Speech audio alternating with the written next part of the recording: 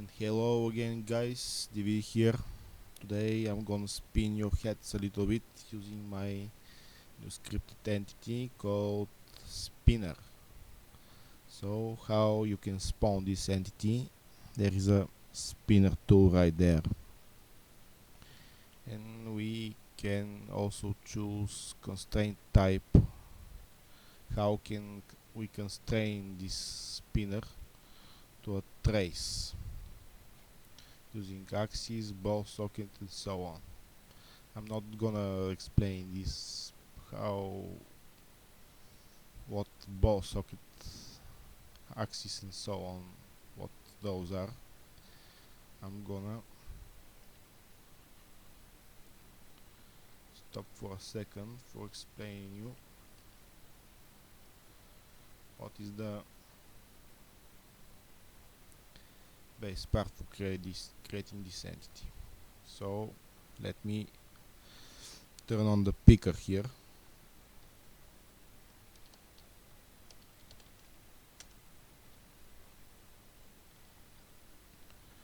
So here you see the forward vector of this entity is pointing up. The up vector is pointing that way, and the right there. So how can we choose our spin axis and lever? It is used by these two direction managers. Axis direction in that case is our x plus red, see here. Our lever vector is plus y green.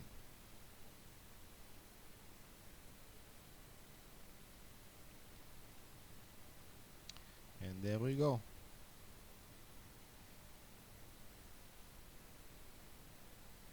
This spins around this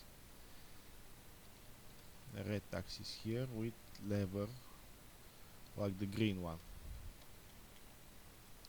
So you can also control the key that you want to go forward with and reverse.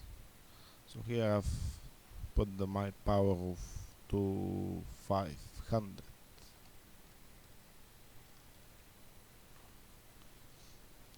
We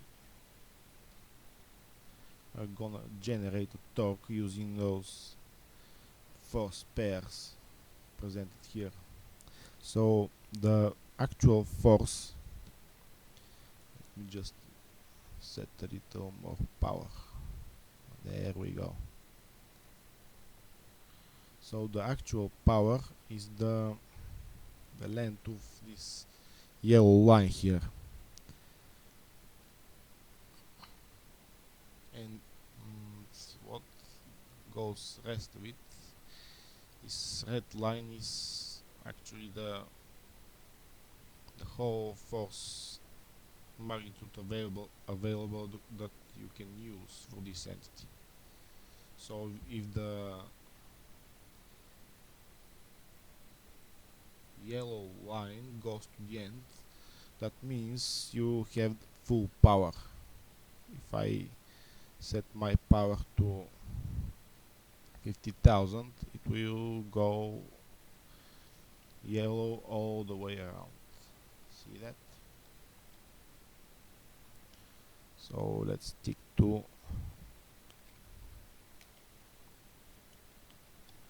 500 here to show you what happens.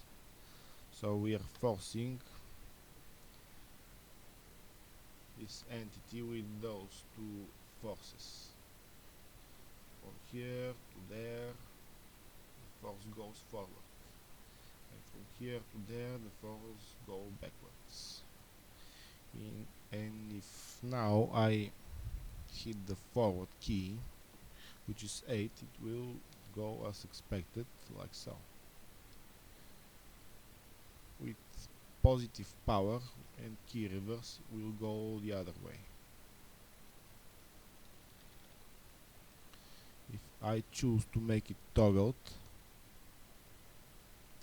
as you know, I have to click the key just once to make it spin.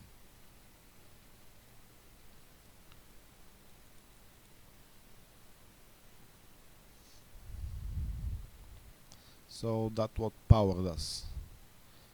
The mass is actually controls the mass of this entity. There is nothing special about it. We can also, the lever here is set to automatic, which is 0. It takes the minimums and the maximums of the bounding box, and by those it judges how long the first lever should be. And if you don't want to turn on the picker and take a note of those 3 unit vectors, you can also set the axis direction to automatic and lever direction to autosave. So if I choose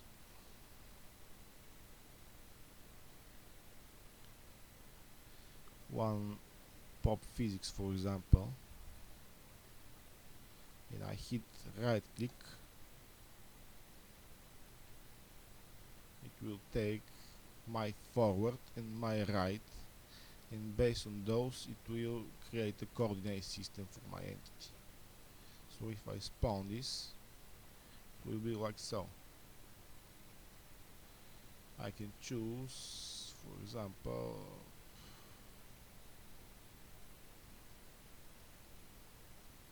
my forward should be like this, and this is all custom based. So your levers and axis direction can be automatic. The next thing is the radius. What this thing really does is making this spinner collision to a ball. We all know that if we try to spin this like so, it will be quite bumpy.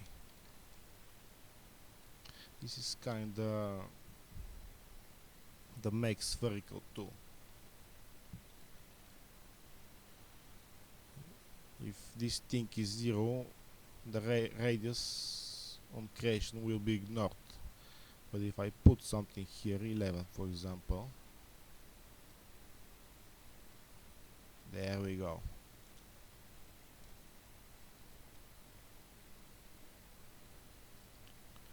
And it is toggled.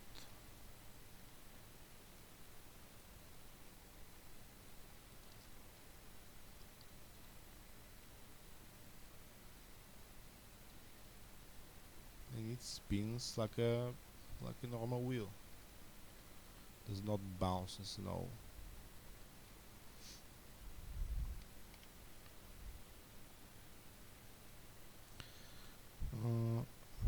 Those are the offsets, the 3 linear offsets X, Y, and Z, and pitch yaw roll. These are used when you want to constrain this entity to a non-standard position like so, relative to some other point than the trace itself. No collide, this will no collide if you want to use this entity for an actual wheel. Let me get a proper model here, so I can show you. Take this cabinet here, then we choose axis normal, then boom, and it's created. Easy as pie.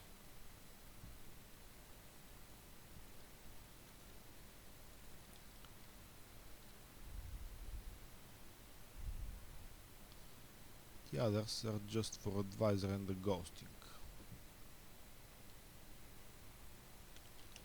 We set the picker to 0, and now it doesn't ghost, and now it ghosts. This should work like the track assembly tool when it ghosts the real pieces. It's the same thing actually. Enable advisor is also by this same logic. Advises you where your spin axis is, your levers and forces and so on. This is actually the mass center of this entity. This force pairs is always applied at the mass center if this radius is set here to 0.